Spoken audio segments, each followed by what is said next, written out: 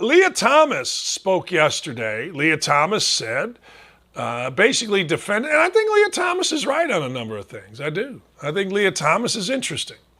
Leah Thomas said there's a lot of factors that go into a race and how well you do. And the biggest change for me is that I'm happy. And sophomore year, when I had my best times competing with the men, I was miserable. So having that lifted is incredibly relieving and allows me to put all my training into racing. Well, she's right. But the facts say that being a man certainly helps. Now, I'm just going to take that part of it first. 2019, she was 554th in the 200 freestyle. All of a sudden competing with women, now 5th country. 2019, 65th in the 500 freestyle. Competing as a woman, 1st.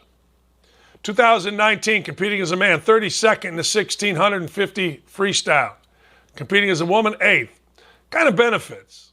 Anybody doesn't think there's a biological difference between men and women is a clown. I mean, let's be honest. I mean, I've said for years, you get the best high school team, they'll beat the WNBA's best team. They just will. I mean, look, it's not anything against anybody. It's just the way it is. Biology is actual science. Now, I understand a lot of people want to say science, but they don't follow science. And I agree with what Leah Thomas said right here. You are happier. And I agree with this part, too. I do. I agree with this next part. Trans people don't transition for athletics. I agree with that. I know 2 people transitioning. They didn't transition for athletics. They transition because of this next. We transition to be happy and authentic with our true self. Totally agree. Totally. People that I know did. I don't, people always say, well, they're going to regret it later.